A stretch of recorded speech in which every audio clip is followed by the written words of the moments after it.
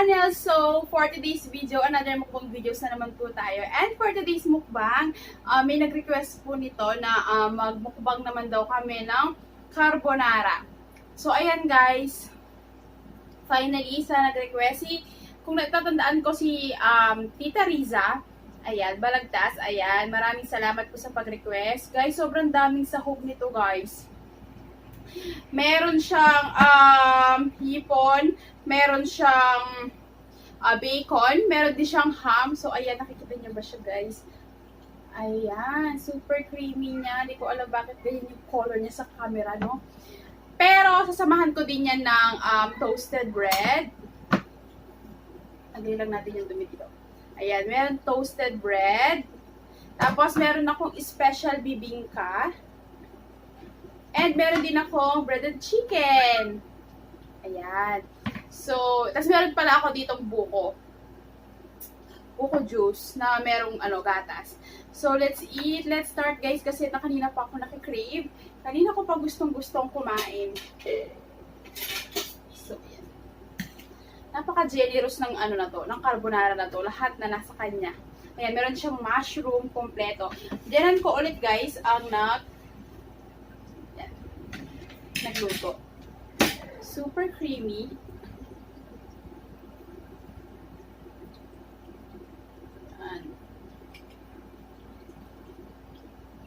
Ang ganda ng kulay nung nung shrimp niya talaga.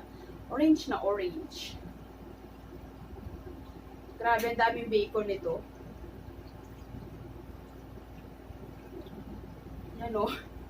Kada sandok ko, may mga bacon talaga at hipon, mushroom.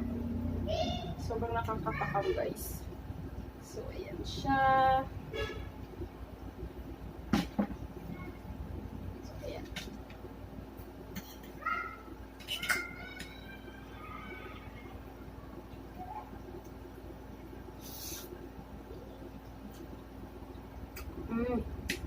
Super creamy.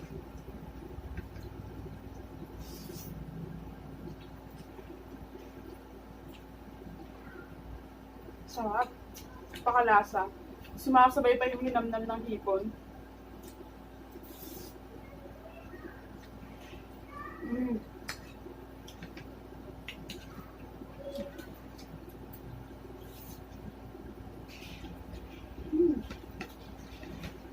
Sarap ng bacon. Ito muna tayo. Sa breaded chicken. Ayan.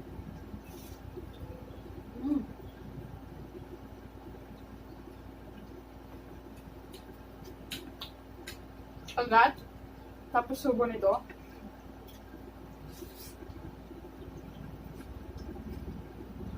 Sarap.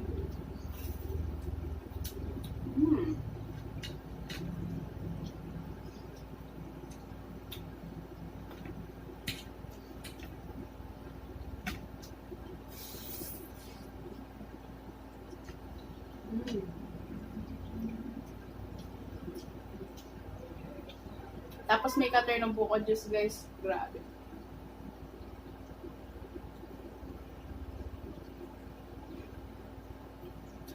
Ang sarap.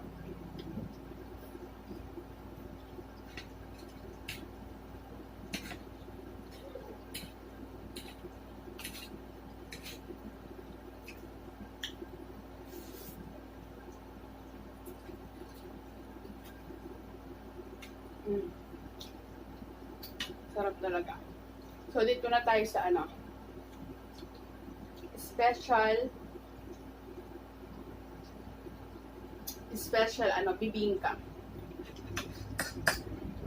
Slice ko lang siya ng konti para hindi siya malagyan ng carbonara. Ang bango nito kanina ko pa ito naaamoy. Milky yung amoy niya para sa akin. So, sobrang sarap sigurado dito.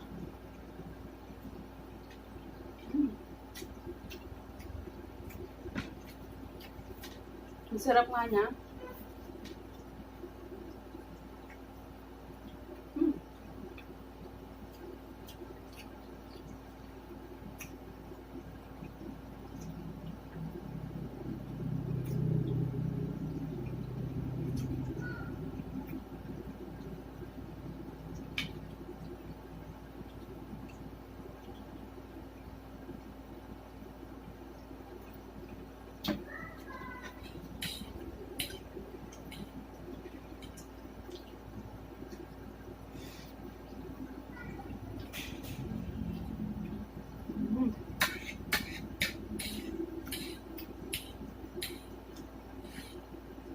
Sobrang favorite ko din tong carbonara, guys. Pangalawa sa sa spaghetti. Super sarap. Yan. Huwag tayo ng hipon. Yan. Tapos, mas gusto ko talaga sa carbonara yung ganito. Yung marami siyang sahog, marami siyang hipon, yan, bacon. Para hindi lang plain yung lasa niya every time na hinunguya mo na siya sa bibig mo, di ba? Every time na nasa bibig mo na siya, para hindi lang napaka-plain ng lasa. So, kung may pambili naman ng pandagdag naman ng sahog, why not? Pero kung okay lang din. Minsan nga kami, dahil noon, pag yung mister ko yung nagluto ng carbonara, ham lang.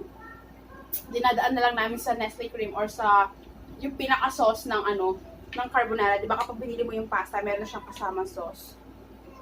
Ayan. And super sarap naman talaga. Depende lang yan sa diskarte sa pag luluto.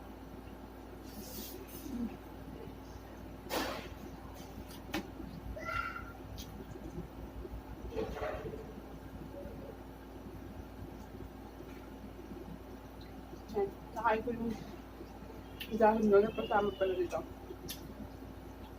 Ano yung bacon gusto?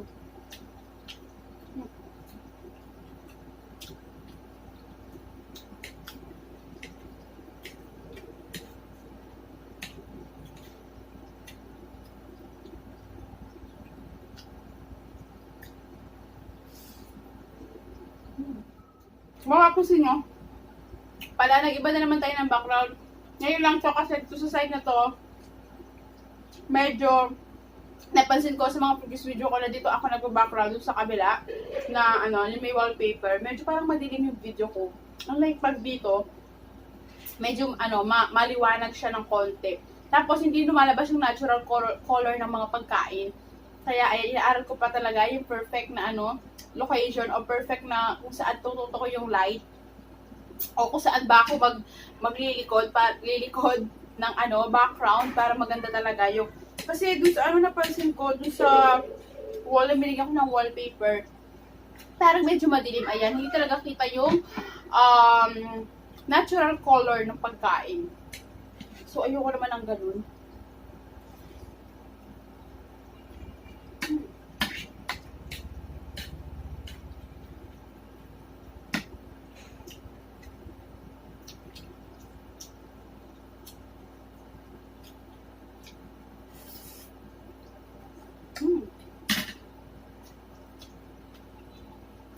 Patay ng toasted bread.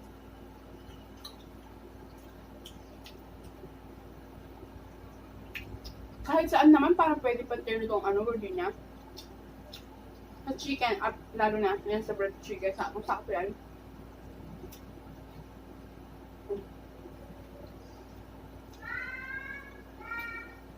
Sarap.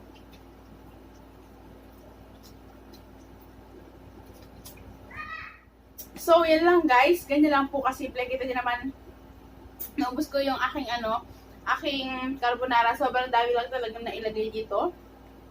So, ayan. Guys, maraming salamat po sa panonood ng aming videos. Thank you so much guys. And, ayan, of course, please pakilike tong video kung nagustuhan nyo. And please don't forget to subscribe to our channel. See you next video. Bye!